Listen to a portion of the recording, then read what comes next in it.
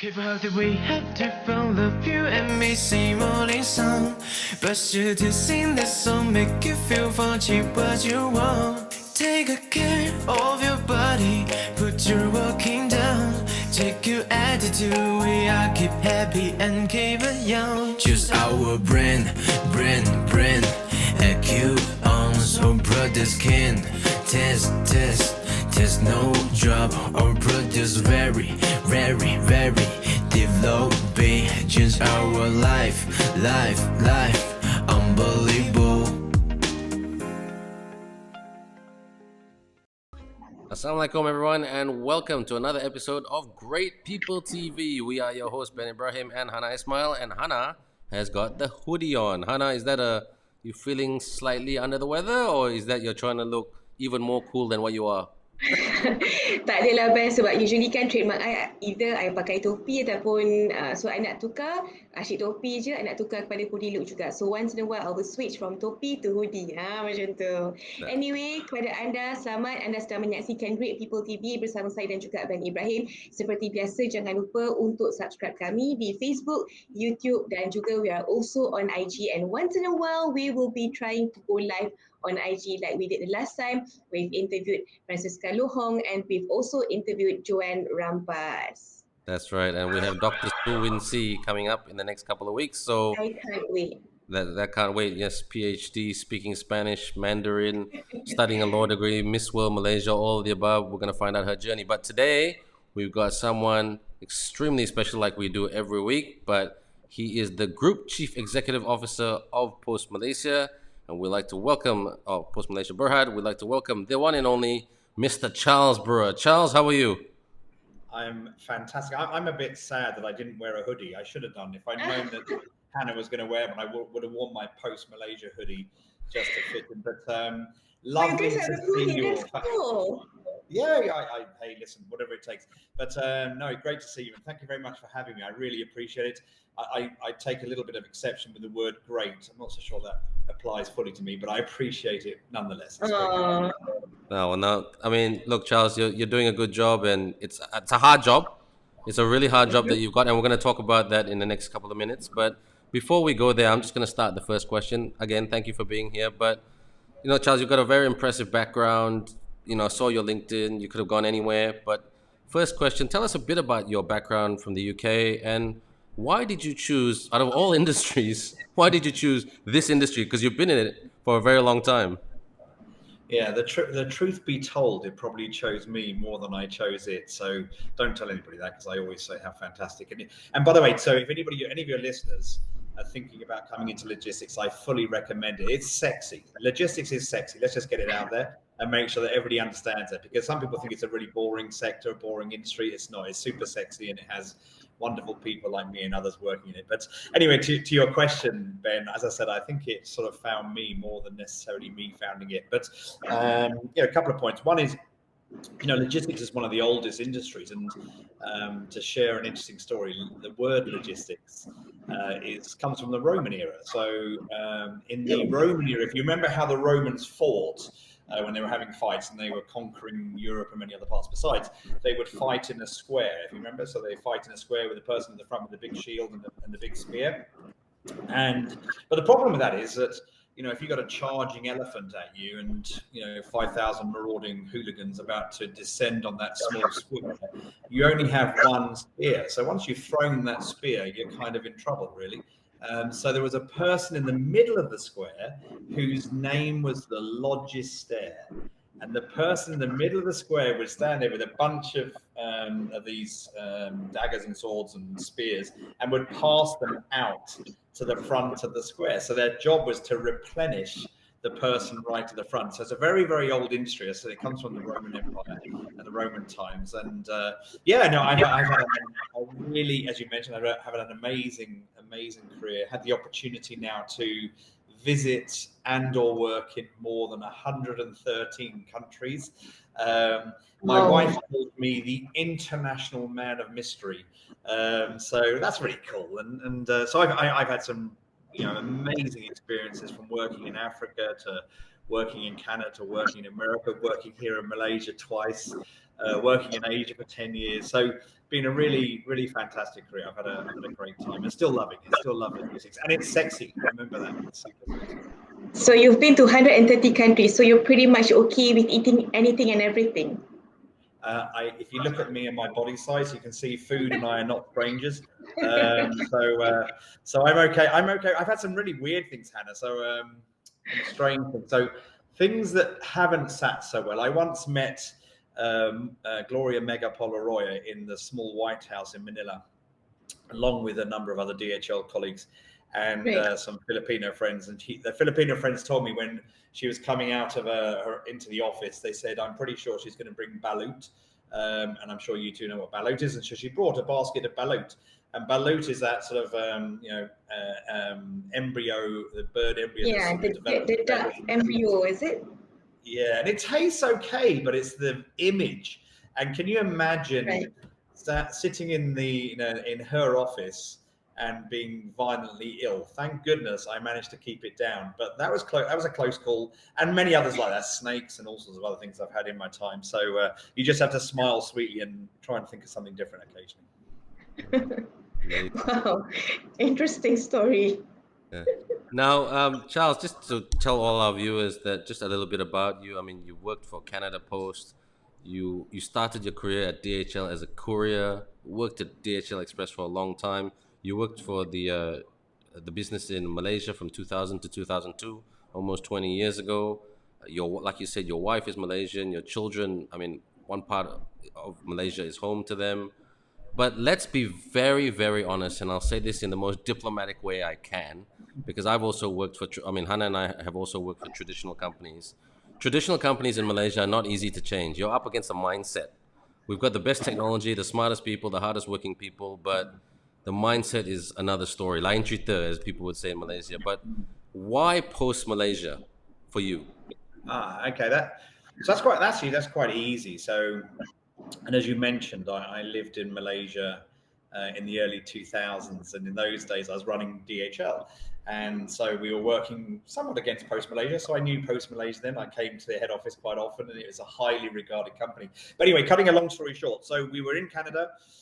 My wife was shoveling snow every day. You can get about 60. You can get 30 days of minus 35 degrees there. It does get a bit chilly. And in those, because of COVID, I was working very often inside, but I had those lovely security cameras, so I could see my wife outside, preparing the car to go out. And she's Malaysian, as you mentioned. So you imagine a Malaysian going to Ottawa and it's minus 35 and 6 foot of snow. It didn't necessarily sit so well, but I think we were okay. But so I had a call, and I'm a firm believer in fate. I really am a firm believer in fate. And we've been away from Malaysia for probably about 16, 17 years. And I think COVID has had an impact on people in different ways. But to be fair to my wife, who's an absolute rock star, by the way, and she's just fantastic.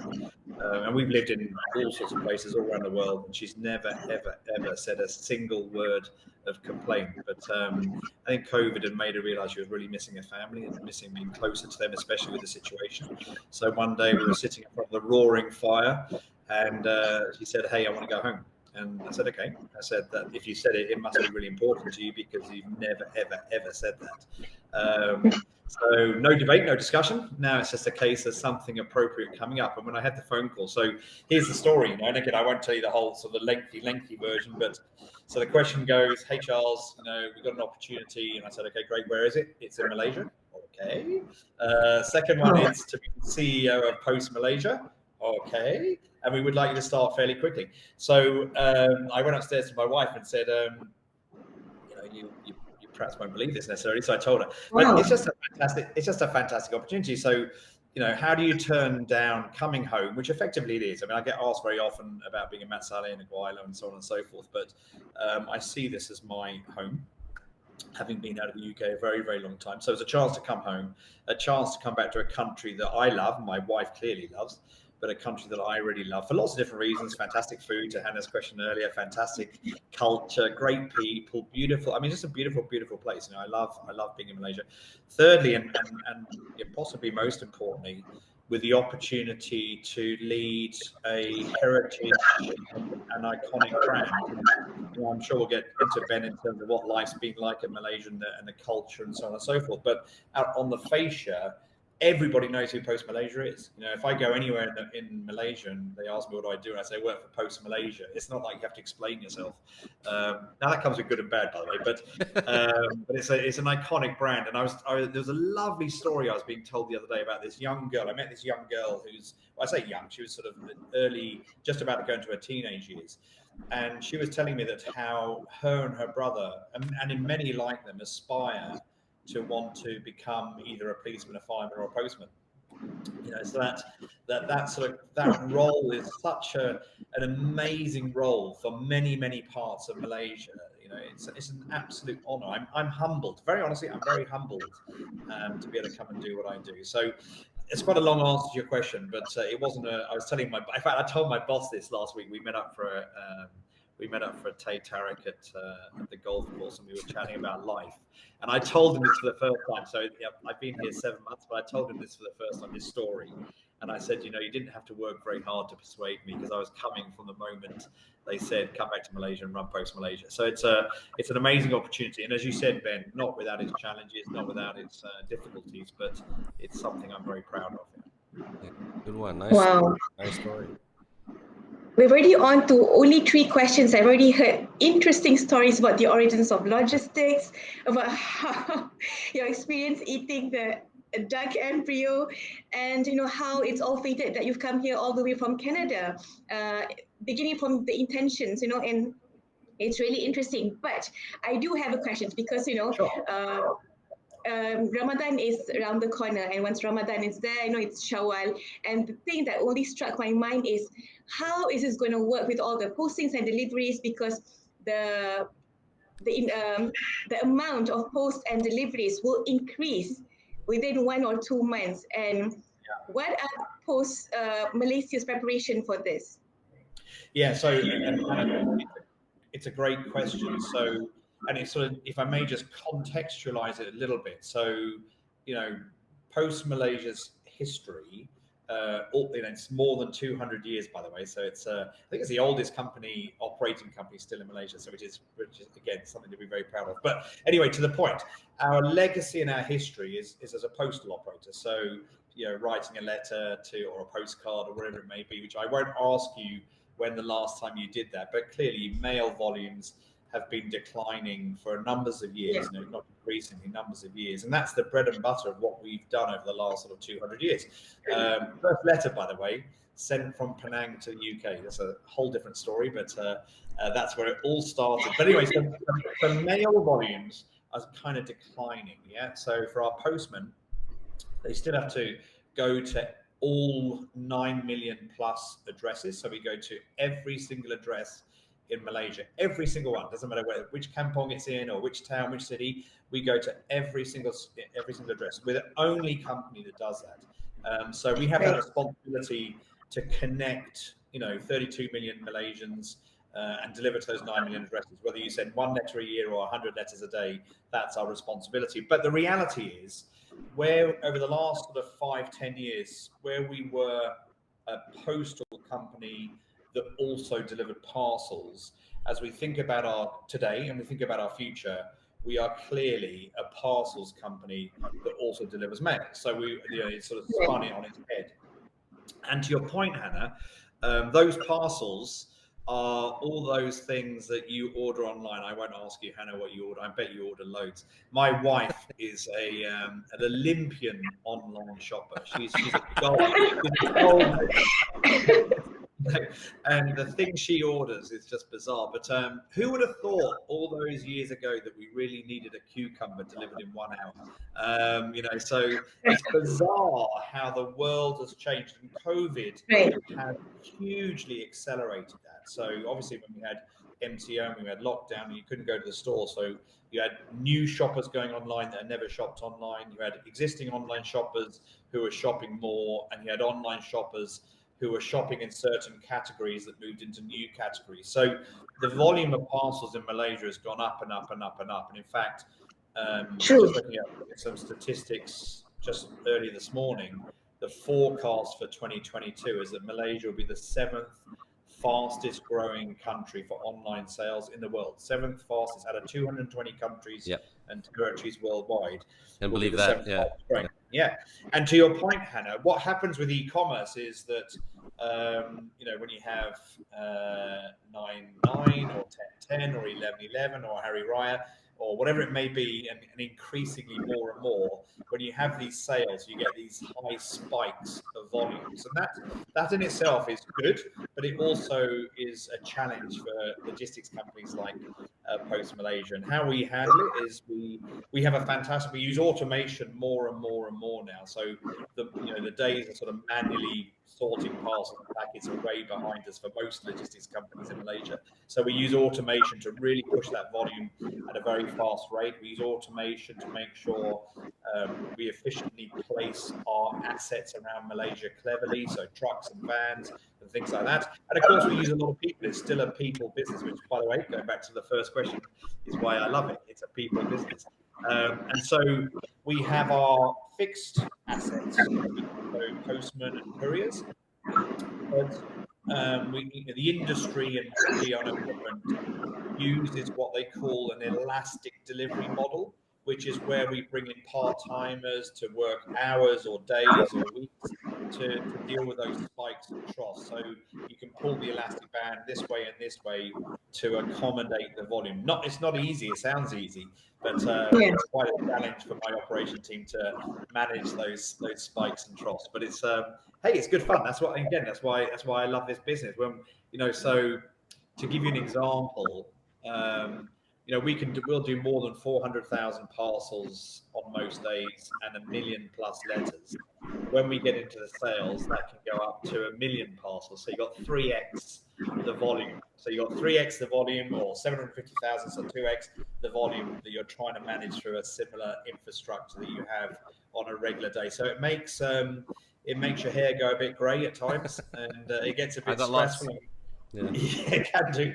And customers are not always the most forgiving, Hannah. I'm sure you've made a few comments when perhaps the guy doesn't deliver on time. So, customers always want everything delivered as soon as possible, which is fair enough, completely fair enough.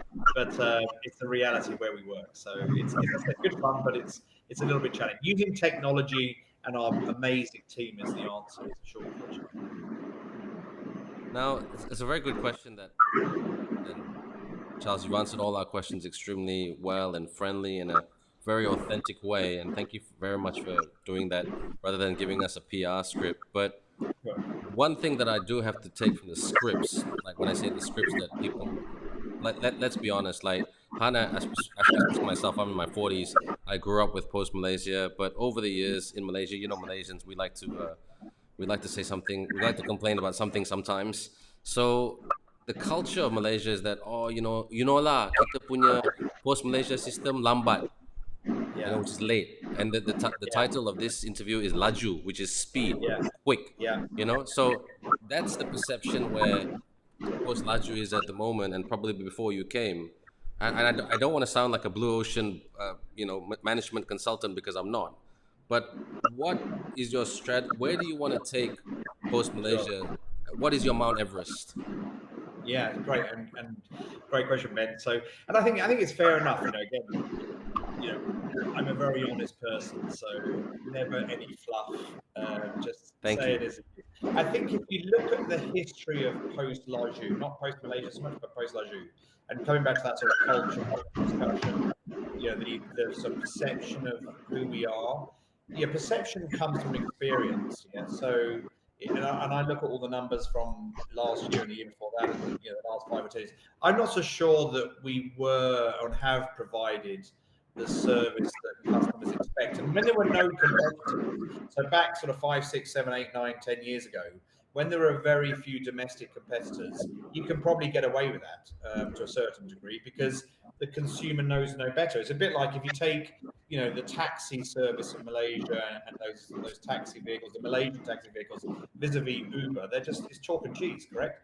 And Uber and Grab, there's a thing called demand creation. So they created in the consumer's mind that I want to know where my taxi is, as I stand waiting for it. None of us knew that before they created it, that we really needed to know on a map where the car is. But it adds a bit of value, yeah. And it's the same thing in our business, So up until a few years ago, I don't know the next day service was really what we expected. But once somebody starts doing that, you've created an expectation for the consumer the next day or 2 day or 3 day or whatever it may be, and increasingly now same day. So anyway, to your question, I think first and foremost, I do think we have an amazing history and an amazing culture. And in terms of cultural transformation, we've got to be careful not to throw the baby out with the bathwater, and really respect what has also made us a loved brand. We are a loved brand. In your hearts, you love Post Malaysia, I know it. Yeah.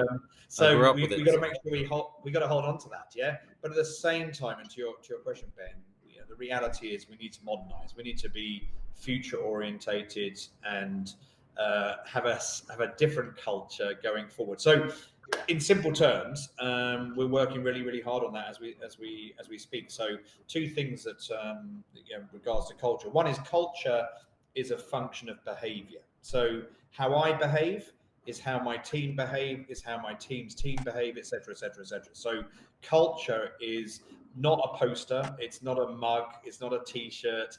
It is what you do, what you think, what you say, what you do, what you feel.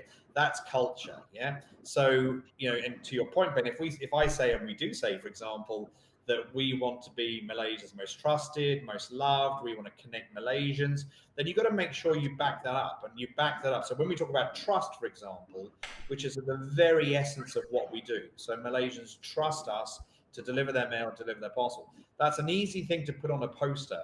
But if you don't pick up on time and don't deliver on time, that trust breaks down very, very fast. So that's the kind of thing we're moving on, working really hard on. And just want to take that all the way through to, so what have we done? So when I came here in August last year, so my first day was the 1st of August last year, our next day service was around about 50%. So that's 1 in 2 parcels being delivered on time next day, yeah, which clearly is not very good. It's like going to a nasi lemak stall and asking for nasi lemak and they give you a pineapple. It's not doing what it says on the tin. You got to do. Trust is me doing what you ask me to do. So when Hannah orders something, I pick it up and deliver it on time. Yeah. Today, so it was around 50%. Today we're at 92% next day delivery on time. 92% next day delivery on time. Now, you may sit there and say, well, that's all wonderful, Charles, but it's really important. So that service level, again, if you use the restaurant analogy, that's the food. That's the bit that people come back for. It's that repeat that you deliver on time. That's number one. Number two, I'm very competitive. It just comes from sport and all the rest of it. But so every week we test through Mystery Shopper, we test the service levels of all carriers in Malaysia. And I'm happy if anybody wants to have a copy of that and see it, I'm happy to provide it. So we test it every single week. Been doing it for about 4 months now. As of today, with that 92% that I talked about, every single day, every single week, we outperform anybody else in the marketplace. And that doesn't mean that we don't sometimes get it wrong. So I said before, somebody adds a comment at the bottom of this and saying, hey, Charles, last week you didn't deliver my parcel on time. We do still make mistakes, no question about that. And we still have plenty of things to improve. But the core piece of our business, which is next day delivery, is now the best in Malaysia. Something I'm really super proud of. And again, if I may, I just want to call out to all of the operations team, the 15,000 plus operators in Post Malaysia, who every single day, come floods, come rain, come sunshine, come occasional snow. I saw in Kota Kinabalu the other day. No matter what it is, go the extra mile to deliver the smile in the last mile. And they are rock stars, complete rock stars. So they've taken us from something that wasn't so great, and I think echoes your comments and perception, to something that now is the best in the market, and something, as I said, very, very proud of. But as I said, loads more to do. No question about it. Great answer, and very inspirational indeed. And Hana, I've only got 2 more questions, and my question is about, my last 2 questions is about wins and the Western culture to the Eastern culture. But Hana, do you have any more questions? I mean, please take it away. Right, sure. Now that you mentioned just now that it has increased during the pandemic, especially in the logistics industry, and if you see that the bulk of the gig of economy is pretty much within the companies like Grab, Lala Move, and Food Panda. So how did Post Malaysia take advantage of this sudden shift? Yeah. So and again, I think Asia was doing this even before COVID, where they leapfrogged certain sectors and certain industries to advance things at a rapid pace. Yeah, so that's number one. Number two, I think to your point, there are lots of tech, what I would say, tech-based logistics companies operating in Malaysia, and some of the ones you mentioned are good examples of that. We don't really compete today, anyway. We don't really compete directly with the ones you mentioned because they're what we would call point to point. So they pick up from a store your shampoo and deliver it to you straight away. That's called point-to-point delivery. So we don't really compete in that space today. And Ben, you asked a question earlier about future strategy. We're looking at all of those things constantly about what are the potential future profit pools that Post Malaysia should be playing in to make sure that we create a business that survives for another 200 years. So anyway, so we're looking at all of those, but we don't really compete with those on a day-to-day basis. But Hannah, to your question, so technology and digitalization is here and now. And again, if I may, the word digitalization is bantered around and thrown around fairly easily. And when I first came to Post Malaysia, they told me that digitalization was high on the agenda. And then I walked into my office and found half the Amazon rainforest in paper in the building. It's a contradiction. So I'm not so sure that was entirely correct. That said, one of the things we've worked really hard on over the last sort of 3, 4, 5 months is looking at the customer journey, the personas and the customer journey. So, and what I mean by that is, how easy it is to operate with Post Malaysia in today's world is really important. So people don't just buy the 92% service level, they buy how easy is it to deal with Post Malaysia, whether it be on an app or whether it be through our website or whether it be through our fantastic Send Parcel product we just upgraded. So that sort of whole digital experience. And then you go right the way through to, we have 640 fantastic retail counters across Malaysia, in far-flung places, and that experience when you go in there to renew your tax or pay your insurance or ship a package or whatever it may be. So that whole process needs looking at too. So in the spirit of honesty, I think we've come so far already with upgrading certain aspects of our technology to make it easier. But to the point I made earlier to Ben, I think that's probably a big piece of what 2022 looks like in terms of further digitalizing that journey so that the people much younger than me operate with Post Malaysia in that tech way that I think some of the players in that space are already doing and creating great value for customers. So lots of, I think, to be honest, lots of upside opportunity for that for us. Nah, any more? No, over to you, Ben. All right, thanks very much. But now, Charles, I've got to ask this question, and I always tell my English friends about this who come to Malaysia for the very first time. It may sound a bit racist, but it's not. I mean, Malaysians are very upfront about racial and where we're from and all the above. And I'm sure you know this better than most because, like I said, Malaysia is your home. But let's be very honest. Like I said, Post Malaysia in the same league as Malaysian Airlines and a lot of local companies where there's a lot of patriotic heart to it. The first thing that they see, like when they look for a CEO appointment, is maybe a Tan Chun Hong or a Balakrishnan or Muhammad Islan. I mean, I'm just making those names up. But up comes the names Charles Brewer. Yeah. And then, Charles Brewer is not from Malacca. He's from the UK. He's an Arsenal supporter. He's worked in some very big companies, and he's a firm believer in Laju, speed and delivery, which is the topic of this interview. Laju being fast for all our viewers who are not from Malaysia. But tell us about that pushback, that a Westerner coming to Malaysia trying to make change, to try to tell a bunch of Malaysians how to do their job in their own backyard. I know that sounds a little bit negative, but that's the reality of it. And my British friends always tell me, the ones in the sport especially, they said, "Oh, Ben, don't apologize about saying that because we get offended when, like in British sport, I mean, this is a British professional telling me, when the British Sports Association hires British sport hire Dutch coaches or Latvian Yeah, coaches or sure. coaches from South America or India or Pakistan to coach their Yeah. respective hockey teams. So tell us about that pushback and how you plan to overcome it, to use it as a positive force to make Yeah, change. Because sure. you once said in a previous interview, CEO is Chief Energy Officer. Yeah. Try to Wow. be. I have my moments where the energy dips a little bit, but trying to keep it as hot as again. I get look. So first of all, I think I'm glad you asked the question, to be honest with you, because I do get a lot of questions both internally and externally about this. A lot on social media.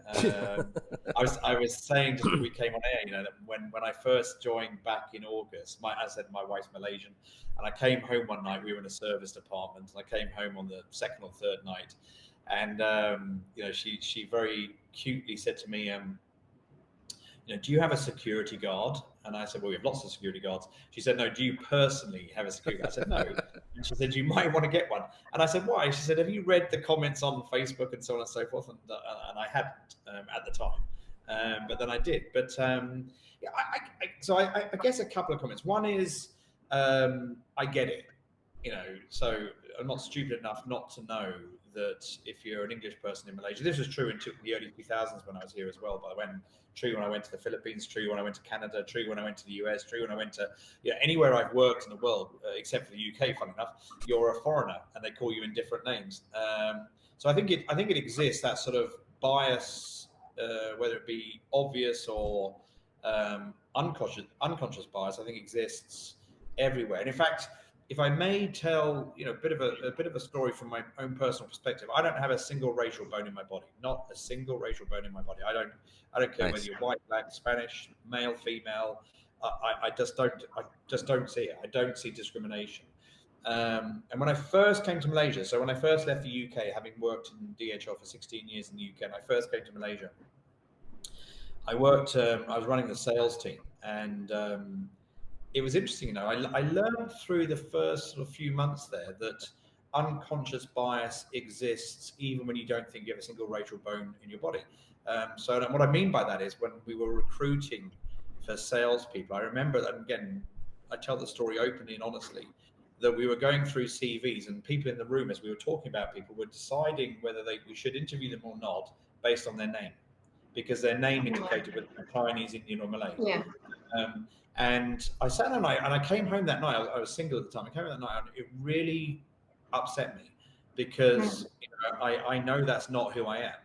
And Right. anyway, so I tell that story because I completely empathize why people overtly or not have a view of having a foreigner running what is a great brand, national brand post Malaysia. I get it. I fully get it. So that's the sort of slightly sadder tale. The more positive tale is that I learned that I worked in Asia first time round for 9 years, and I learned many things. But one of the things I learned was you can motivate and demotivate an Asian in the same sentence. So that's different to Westerners. Westerners are quite sort of hard-skinned. So you have to do something really quite offensive to upset a Westerner and be very direct.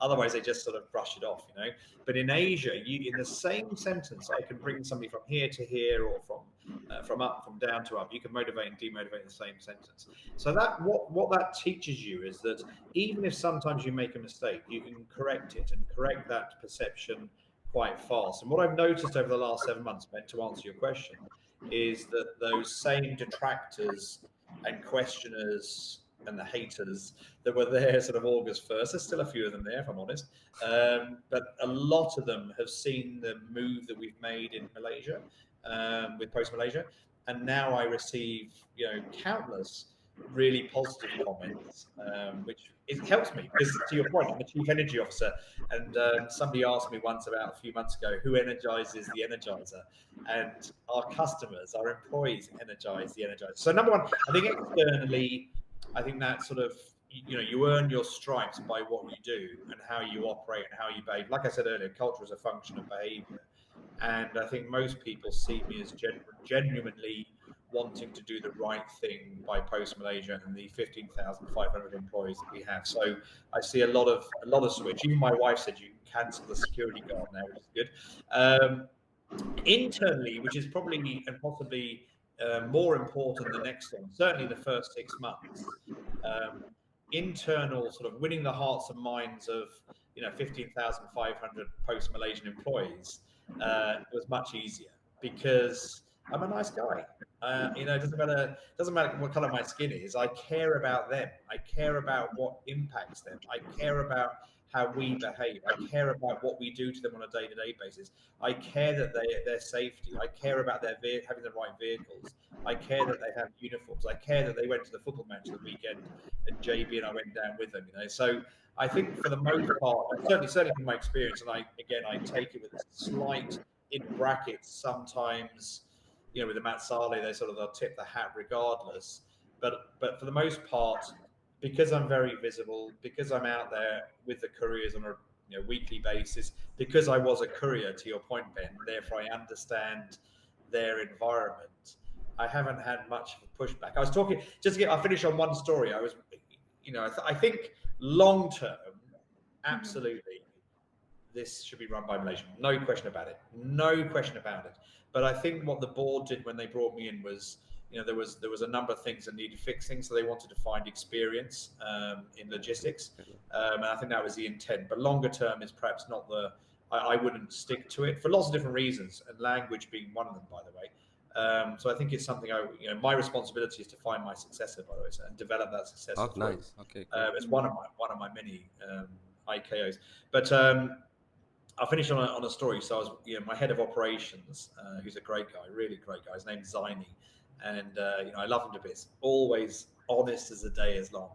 And we were in Kota Kinabalu, and we were walking back from having had a fantastic seafood meal down there by the water. What amazing food, by the way! It's unbelievable and so cheap. But anyway, so we were walking back to the hotel, and I was talking about this to him, and I asked him, "What do you think?" And he said, "Charles, it's about having the right person at the right time for the job that's required. And right now, we need you."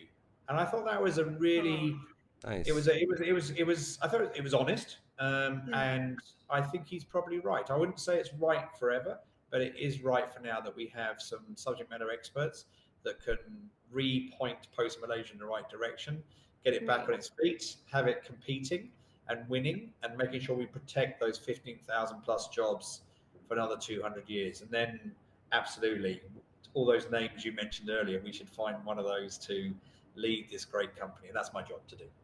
Nice. Nice. And okay, Hannah? I've actually I'm not sure if this question sounds ignorant and silly, but I'm going to ask anyway. Sure. Is STEM still a thing in Post Malaysia? Is what? Sorry, I missed the middle bit. Is STEM still a thing? Oh, yes. So I love stamps. It's called philately. So this is another great story. So okay.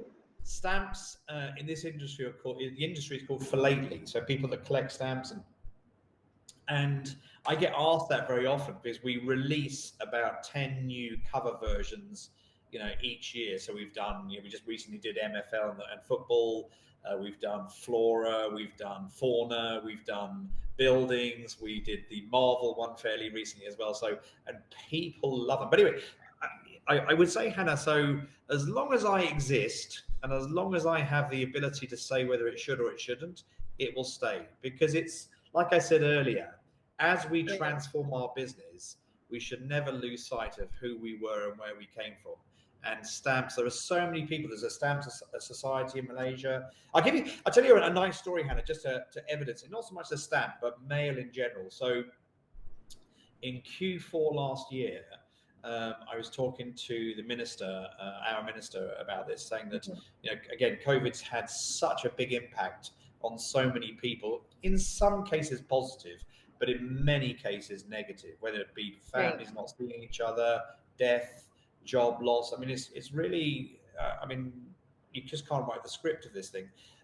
Anyway, to the point, in Q4 last year, I was talking to my head of comms and saying, you've got 32 million people here, and our job, or our purpose, is to connect Malaysians, so to connect Malaysians businesses, both domestically and internationally. And I said, I wonder how many families out there have not seen their son in Kuala Lumpur, or their daughter in Malacca, or their grandmother in Penang, or whatever else. So we delivered to all 9 million addresses, mail rakyat, the sort of blue aero letters. And we said, hey, send somebody that you love a letter on us. We will help you to write that letter and post it to somebody you love, just to say hello and that we've missed you. And I tell you, it was incredible. So first of all, it was I think it was a good thing to do, and it evidences that history. It's not our future, but it evidences our responsibility, which is to connect Malaysians. But equally, it was amazing, the feedback from people who people who said, I hadn't written a letter for a couple of years, and long time since I'd done this. Oh, it's so fantastic to do it again. So I think it's a very romantic and emotional thing. It is. Apart from the bills you get through the post, the right. So here's the thing, Hannah. I'm going to challenge you. You got to send a letter to somebody today, to anyone you like in Malaysia, just saying hello. Yeah. And you watch the reaction. It's better than a WhatsApp message. It's better than a text. It's better than a phone call. Getting that physical piece of mail. My children, who really don't understand the concept of mail, when they get a letter from relatives around the world or a card, their eyes light up. So I'm not suggesting for 1 second that mail's going to make a return over the next 5-10 years, but every now and then it's a really cool thing to do. I think it is. So, it is a very heartwarming gesture. It is. So it'll be around as long as I'm around, that's for sure. Cool. Well, the reason I asked is because I remember, post Malaysia in the old times. Stop, Hannah. I asked is because I remember post Malaysia in the old times, making commemorative items like special stamps for collectors and whatnot. It actually adds to the sentimental value, like you said, and we are in the digital era. What can we expect from post Malaysia? Maybe special edition of NFTs, perhaps? I mean, again, like I said, so stamps are not going to be our future financial rock bed.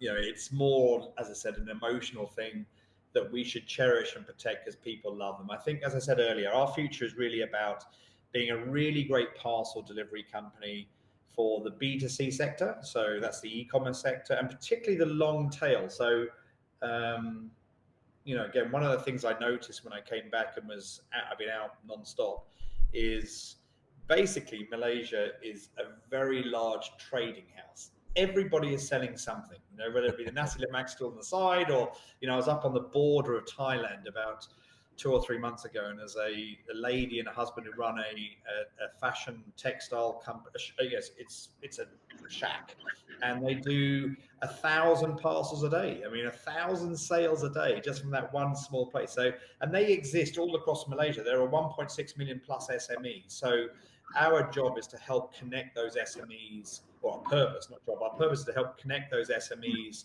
to grow and grow and grow and grow and grow. And that's exciting. So B2C, you got the whole B2B sector, which again, post Malaysia hasn't necessarily played a very big part in recently. So we see that as a huge upside opportunity. That's documents, parcels, bigger freight moving up and down Malaysia.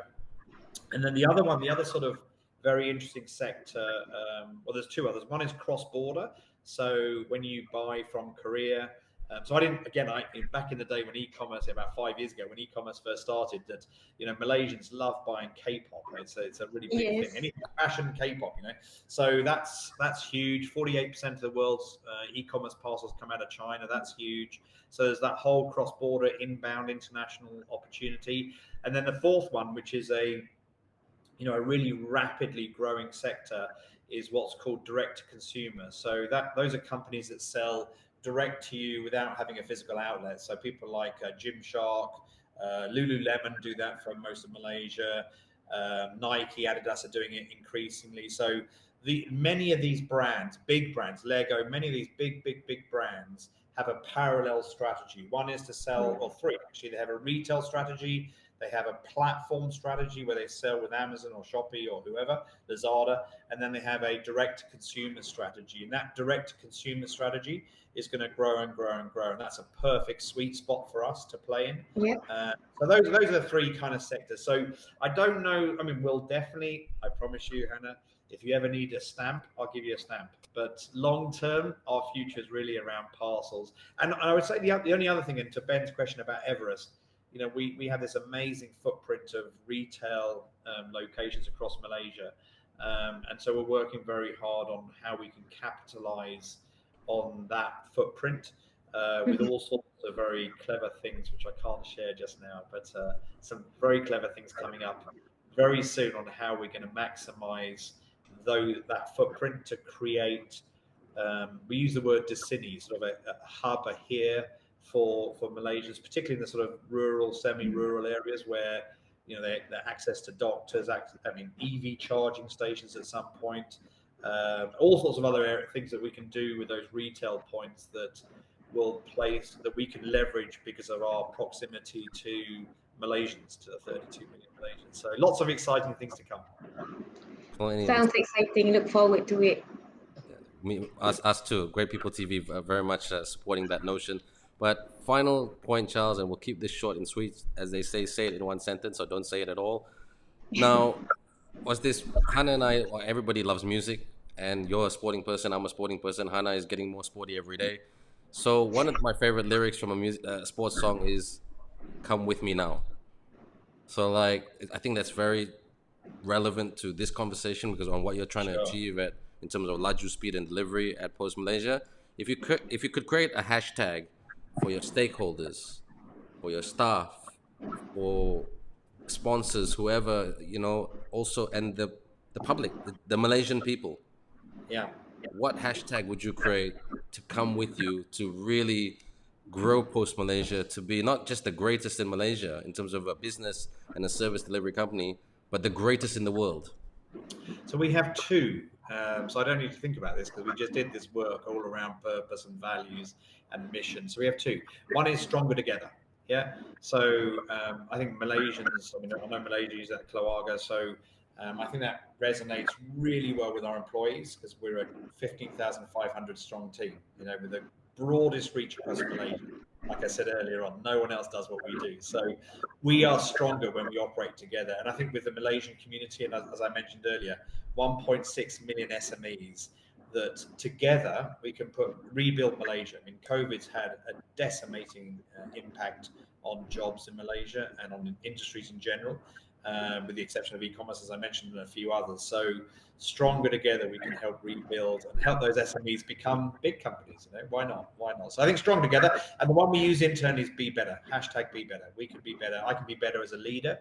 I can be better with my people. I can be better with our service. I can be better with our customers. We want to keep improving every single day I can be better with my diet, to Hannah's question earlier. There's a lot of things I can be a better husband. There's a lot of things that I know I can be better at, and I know that as an organization, if we live to that mantra that every single day we want to be incrementally a little bit better, then we'll be okay.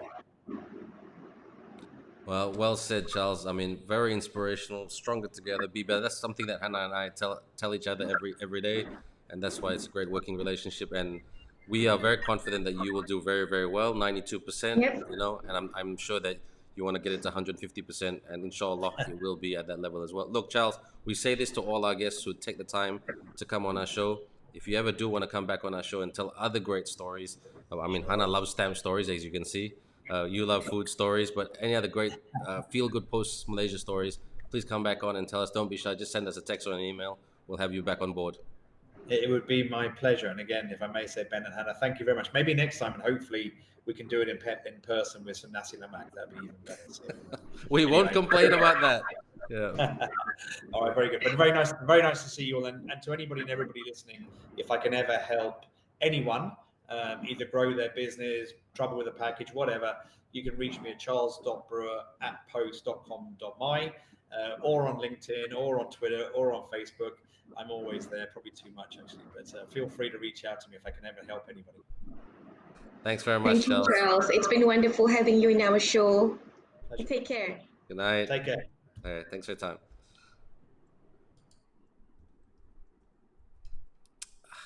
You That understand, was Hannah? awesome. You know, I love all of his stories. Yeah, it's great. And I know what to buy you now for your birthday. I honestly thought logistics people are boring, but who would have thought? They're not boring. They actually logistics people like I mean they have one of the best business models out there. I'm not trying to sound like a know-it-all, but Exactly. yeah, but Yeah, their yeah, business yeah. model is Sure, sure, really true, true. is really sound. So yeah, Interesting stories coming from him. Wow, no wonder we have him in Great People TV. So he's a yeah, great person and a nice guy, and he very much doing a very good job. Look now, he is. what's this? I think it's time to call it a night. It's been great Right? to all our viewers out there. Thank you for supporting us. Thank you for watching. Please don't forget to Yes, subscribe to Facebook, YouTube. Also, like Hannah said, we are on Instagram, and we have some right. content coming on Instagram next week. So there's all our channels right there, here, there. Oh, well, sorry, this side and this side. So yep, yeah. So now, any last Yeah. words? No, and also apologies for all the technical difficulties that you guys are experiencing from my part. So hope to fix that soon, especially my microphone. I know my microphone's been going haywire at the moment. So yeah, just pray that it'll It's be out okay. I of it. mean, don't worry about that. The challenges of COVID and life. You stay safe, yeah, my friend. You Okay. too. Okay. Stay safe, everyone. Assalamualaikum, and have a good Okay, night. everyone. Bye bye.